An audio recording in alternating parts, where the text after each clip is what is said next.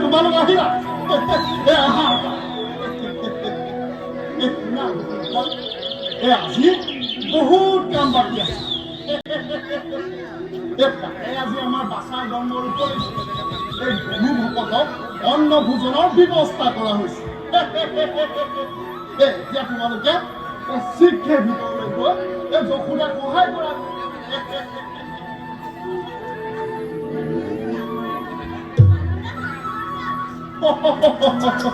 কৰা কৰা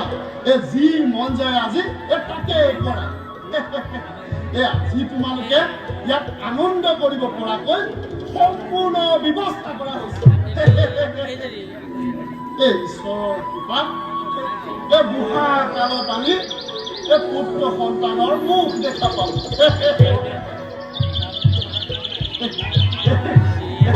নেত্ৰ নীল নীল নেত্ৰ চৰাই গোপ গোপী মিলি খবে মংগল গাই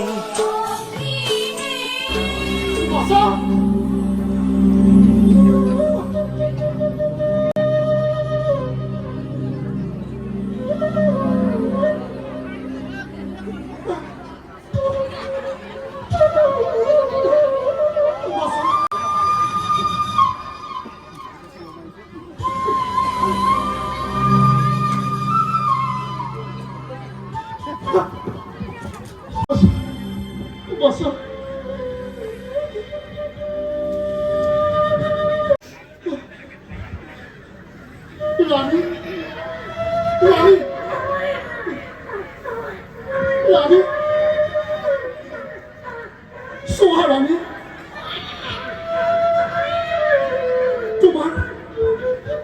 তোমাৰ পুত্ৰ কুশলে আছে ৰানী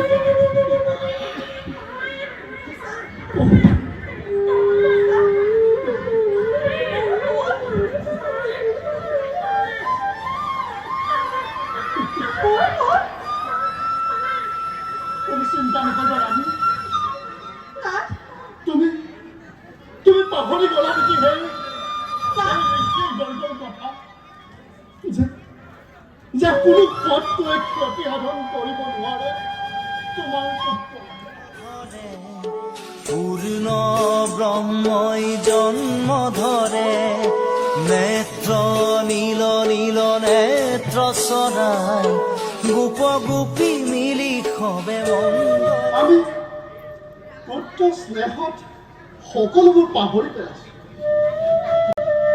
এই কথা মন কৰিছানে সঁচা স্বামী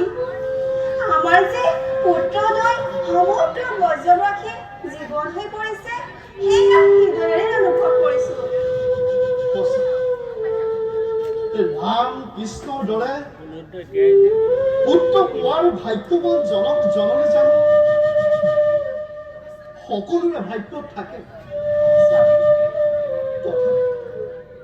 তথাপি কিয় জানো মনতে সংশয় হয় ৰাণী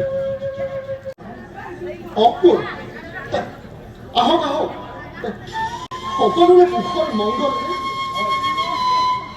হঠাৎ আমাৰ এই বকুললৈ আগমনৰ কাৰণ মথুৰাৰ এক বাৰ্তা লৈ আপোনাৰ গৃহলৈ আহিছোঁ চতুৰ্দশী দিনা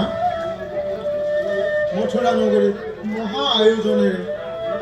ধেনু যজ্ঞৰ আয়োজন কৰিছে ধেনু যজ্ঞ তালৈ মহাৰাজে আপোনাক আৰু আপোনাৰ পুত্ৰদ্বয়ক নিমন্ত্ৰণ জনাইছে এয়া যে আমাৰ পৰম সৌভাগ্য মহাৰাজে নিমন্ত্ৰণ জনাবলৈ আপোনাৰ বকুললৈ পঠাইছে কিন্তু আপুনি জানে জানো তুমি কংসৰ কৰতলীয়াৰ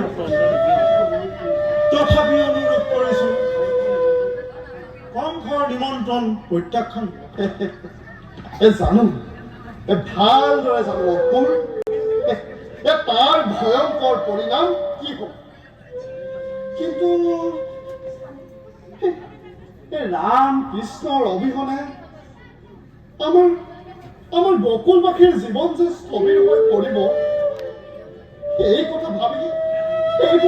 শংকিত হৈছো নেত্ৰ নীল নীল নেত্ৰ চৰাই গোপ গোপী মিলি সবে মংগল গায়